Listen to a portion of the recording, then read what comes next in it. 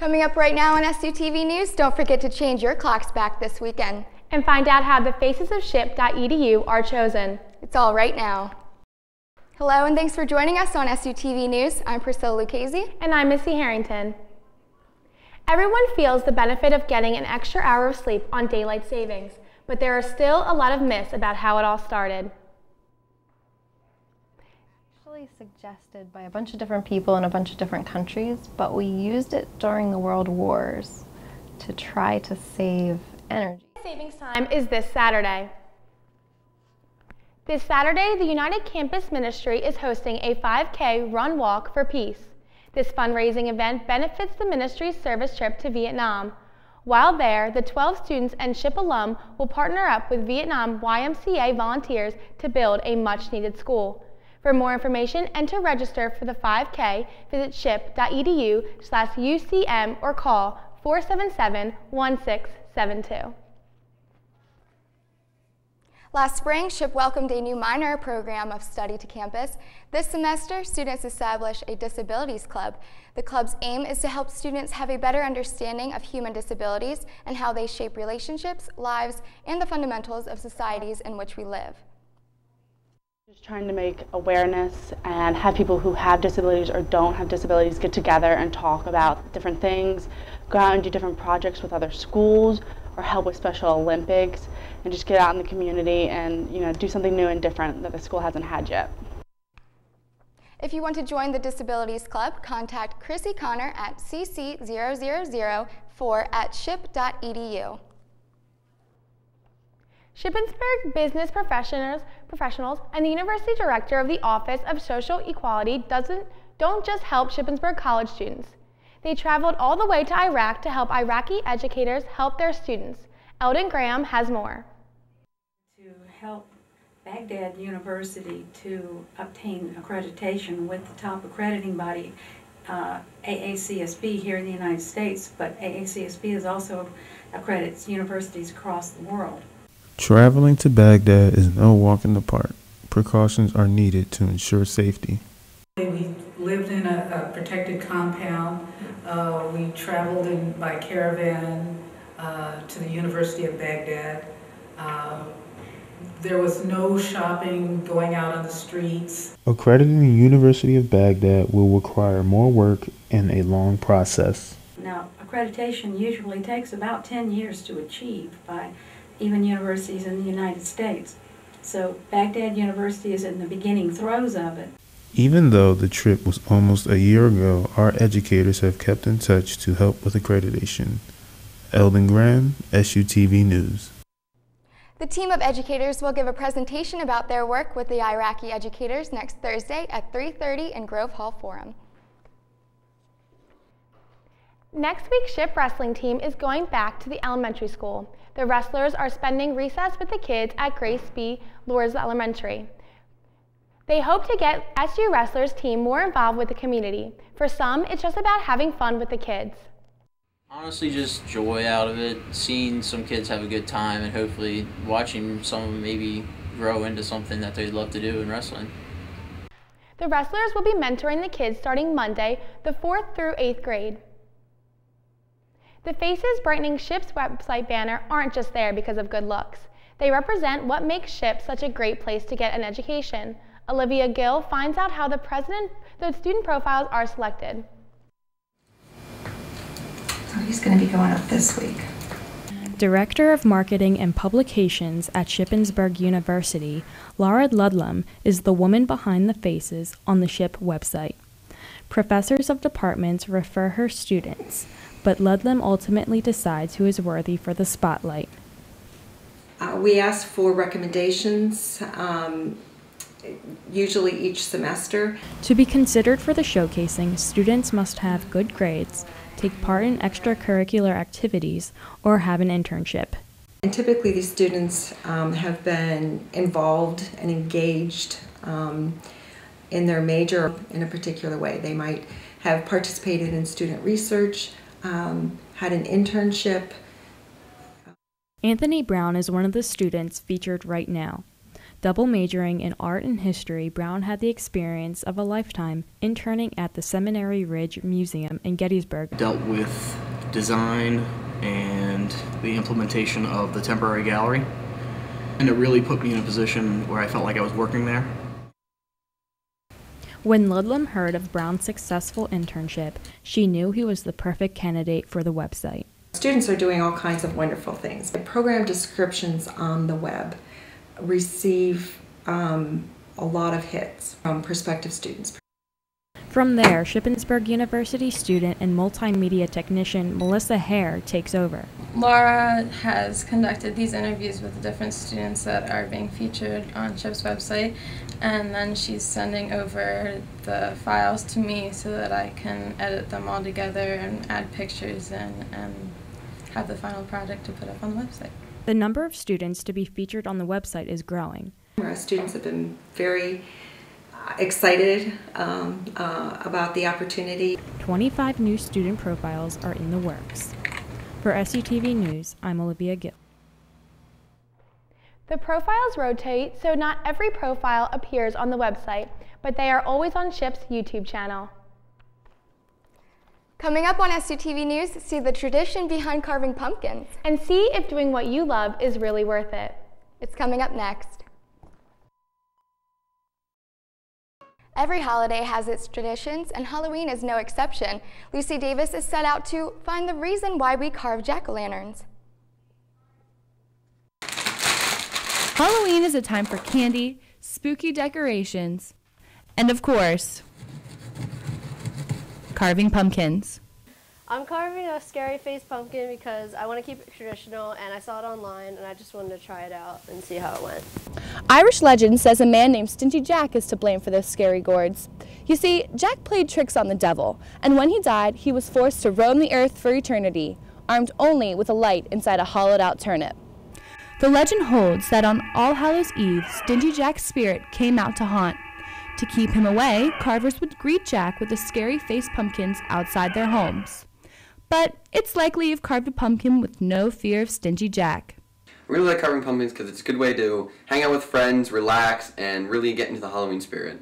It's clearly more fun than Jack had intended. Lucy Davis, SUTV News. And it is estimated 85% of U.S. pumpkin supply is used in October. Conventional wisdom suggests eating right and exercising might just add years to your life. Now some scientists think there's also some truth to the idea doing what you love will help you live longer. Our Nick Holub takes a look. Hello, today I'll be talking to you about how doing what you love can actually lengthen your lifespan. I'll be using the article The Art of Living by Jeffrey Kluger as a reference and... Who's there? Oh, it's just me. Are you in that camera there? Please back away, sir. You're getting dangerously close to the fourth wall.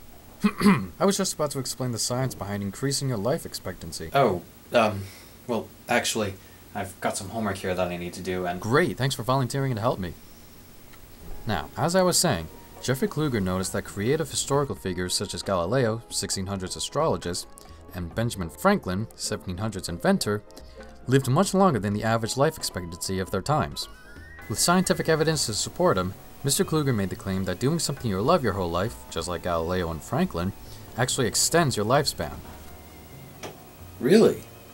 Well, I love video games, so going by that logic, if I play video games for the rest of my life, I'll live longer? Wait, no, don't jump cut. Ah. Well, there go our ratings. Look, that's not how it works, alright? Well, what do you mean then? You're sending very mixed messages here. Stop interrupting me and I'll tell you! Ugh. Alright. First off, there is a biological process called myelination that... Wait, are you even wearing pants? Huh? Oh, well, it's just comfier. Good heavens, man, I'm telling you how you can live longer. Sorry. The least you can do is cover up your hairy calves. While he's getting comfy. Let's turn things over to Professor Denise Yarwood. Okay, so the myelination process is when a fatty protein substance is laid down around the axons of neurons, which are the main cell of the brain and the nervous system. So, with that being said, would you recommend that people pursue their ideal careers if it meant the possibility of living longer? I would always recommend following your passion, and if that has some result in that you have more myelination and therefore better neurotransmission, then I think that may well follow. I think I see what you're saying. It's kind of like building muscles. They'll grow naturally as you grow from childhood to adulthood, but if you exercise and work out, then they'll strengthen even more. Right? Right, it's exactly the same concept. And nothing exercises the brain more than doing something creative you're passionate about, such as studying astrology and writing or creating art. The key is finding something you love to do and incorporating it into a career. That way, you'll grow plenty of insulation on your neurons and your brain won't deteriorate as quickly, which will slow the aging process. Alright, first step. Put some pants on. Done. But how did you... What? I thought... Oh, never mind. All you have to do is live a healthy life. Study well, meet lots of different people, and try a wide variety of activities and hobbies. You're bound to find something you love to do. From there, it's just a simple task of practicing it and finding a career that incorporates it. Got it. Thanks. Oh, before I go, don't you think it's a little weird that I'm the one on screen and the one doing the voiceover? The fourth wall! I'm just saying, it might be a little confusing. And at this point, the fourth wall is pretty much already shattered. Just walk out the door while I increase the volume of the music for dramatic effect. Alright.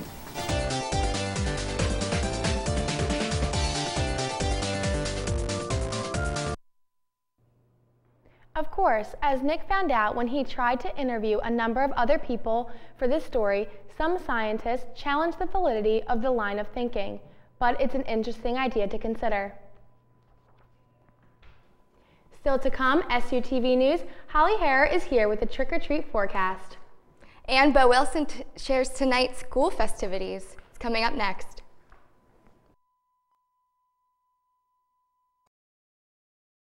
Coming off a successful homecoming issue, the slate is out again this Tuesday with new stories in print and online. Sadie Turpin is here with the latest. Sadie? Thanks, Missy. Check out weekly features like Recipe of the Week and Raven Raider, a column highlighting the best of electronic dance music. Also featured in the upcoming issue, a look at ongoing BB gun incidents on campus and coverage of the Homeless for a Night event. Look for these stories and more, and don't miss out on everything that is happening online at theslateonline.com. Also check us out on Facebook and Twitter to stay connected with your campus. Now over to Holly Harrer with the weather.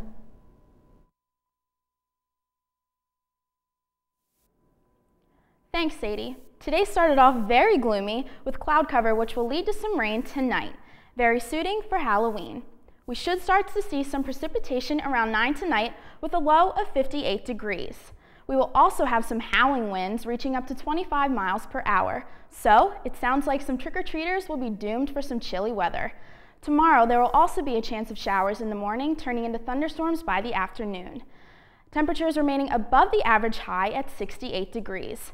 Winds out of the southwest will cause some gusts as high as 34 miles per hour, so be sure to be cautious of these conditions on your commutes. Our 5-day forecast shows our weekend looking much nicer. Saturday, partly sunny skies with a high of 58, as well as Sunday with a high of 50. Monday and Tuesday, mostly sunny skies, so a great start to the first week of November. Temperatures for these days will remain in the low 50s. Now let's see what Bo's up to in the entertainment world. Hey, Bo. Thanks, Holly. Let's get into what SHIP is offering for Halloween on campus. Tonight at Naugel at 8, there will be Halloween festivities such as fun treats, games, and even a haunted house in the basement. You can even take a ride spookier than a ride on the RHA van. Aaliyah Smith has more. That's right, Bo. After students are finished with the haunted house in Naugel, they can take a haunted hayride over to the Cub to join the Monster Mash Zombie Prom at 9. Back to you in the studio. Thanks, Aaliyah. Who needs to go the whole way to Lancaster for Field of Screams when we have it right here in Shippensburg? The Thought Lot, the Community Arts Center, has been thinking a lot about Trick or Treat. The lot joined a local initiative to reclaim Halloween as Trick or Treat Night, despite township leaders declaring Trick or Treat Night last Thursday night. In spite of the tradition, the Thought Lot has treats for kids tonight. We're just going to have candy, kids' crafts. There's going to be a multimedia display. Plus, we have an exhibit on display right now. And it's just going to be fun for the whole family. The Thought Lot is a community-based art center. The lot was created to revitalize the arts community in Shippensburg. Check out a list of weekly events and showings on the Thought Lot's website. If you've always dreamed of being a DJ, then here's your chance. Get started tomorrow at the DJ workshop at 10 tomorrow night. DJ Icon is coming in to show students how to scratch and spin their way to the top. He's basically just going over like the art of DJing and the history of DJing and if anyone wants to bring their equipment. So I really hope people go. You can bring your own equipment and flash drives to save your work and show off others your masterpiece. If you want a change of scenery this weekend, then take a bus trip down to Washington, D.C. APB is sponsoring 2 chances this weekend. On Saturday, November 2nd, they'll be taking a bus down to the Crime and Punishment Museum to learn about past crimes and how the justice system works now. Then, on Sunday, APB is traveling back down to visit the museum. There, they will learn about the history of laws like the First Amendment. So if you fell asleep in law class, you can redeem yourself by going to the museum. Tickets are $20 for SU students and $30 for the general public. To get your ticket, contact APB at apb@ship.edu. Well, since it's Halloween night, we wanted to know which horror movies you like most to give you that chill in your spine. Allie Hill has more. Thanks, Bo. I'm here in the Cub about to find out what everybody's favorite horror movie is. Let's go find out.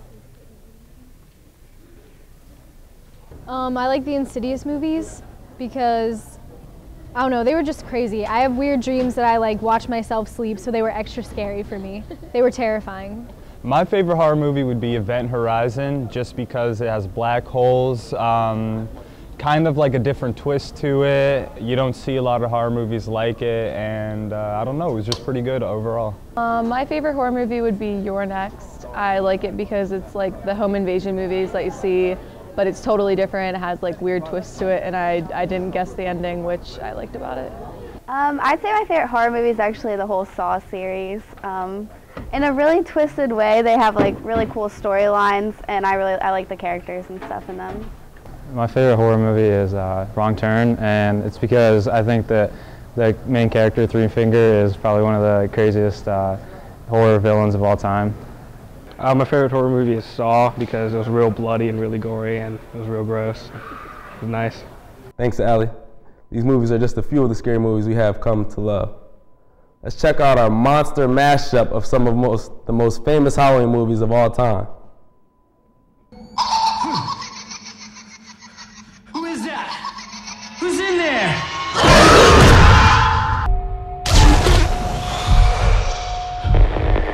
Hello, madam. Dr. Gordon. I want to play a game. This, sisters? Unspottable. Farewell, mortal bus boys. What are those? What's that? Who's that? The hobgoblins. Oh. Bless you. Little Shop of Horrors. Where did you get such a weird plant? Savor the spectacle of the first plant in motion picture history ever to sing for its supper. Now, I'm just a mean green brother from outer space, and I'm dead. Disney Digital 3D. Boys and girls of every age, wouldn't you like to see something strange? Come with us and you will see this our town of boys and girls of every age. Think I might sleep with the lights on tonight. That's it for entertainment this week, everybody. Make sure to keep up with us online at SUTV.com and click on the entertainment tab. I'm Bo Wilson. Back to you ladies at the desk. Coming up, see which Red Raider is close to breaking his own record. And what team is one game away from being undefeated? Sports is next. Welcome back to SUTV News. Kyle Toomey joins us now for sports. What's going on in the sports world, Kyle? Well, ladies, we have quite a lot to talk about with sports. We got football highlights, we got information, as you said, on Jake Metz, we have field hockey, women's soccer, and volleyball. All right. Let's do it. Sounds good. People make memories during homecoming all the time. This year, Westchester and Shippensburg played a football game no one will forget.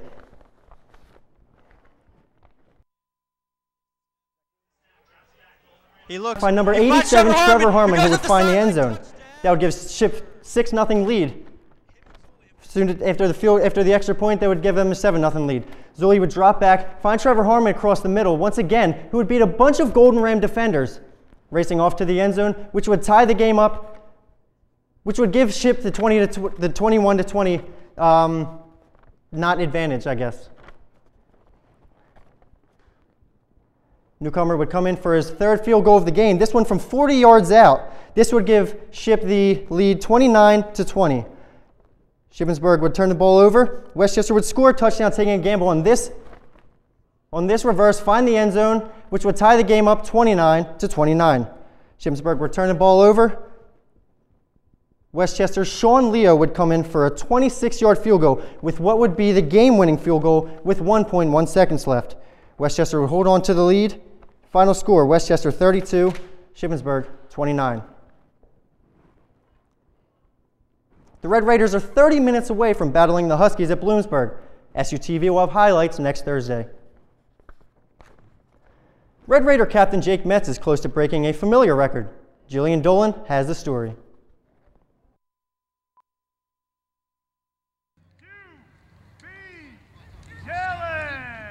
In 2 more sacks, Jake Metz will break his personal record, but he's staying focused on the immediate goal, today's game against Bloomsburg.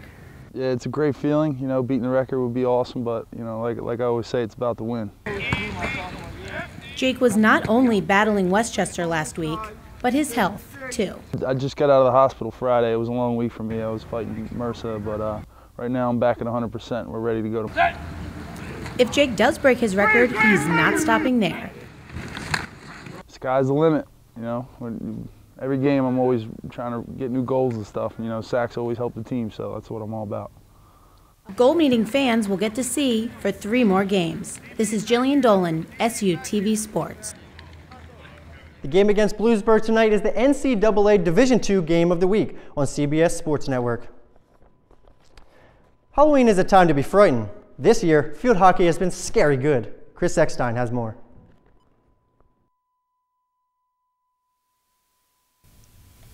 As the autumn leaves continue to fall, so do the opponents of Ship's field hockey team.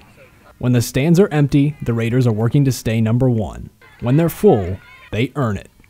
The team is 1 win away from being undefeated in the regular season, but to Coach Bertie Landis, excellence is old hat. It's not hard to start something, but it's harder to keep it going, and these kids are determined to keep our tradition of field hockey excellence going. Ship's program has been one of the best in the country for some time under the direction of Coach Landis. Team chemistry and a winning tradition are a benchmark under the direction of this decorated coach. Coach Landis has over 400 career wins and one of the best winning percentages of all time, but she's never won a national championship.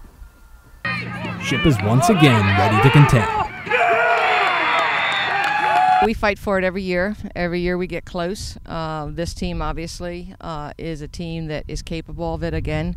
We're number 1 in the nation. So perhaps some of the best players in the country, with help from an all-time great, can muster a few more goals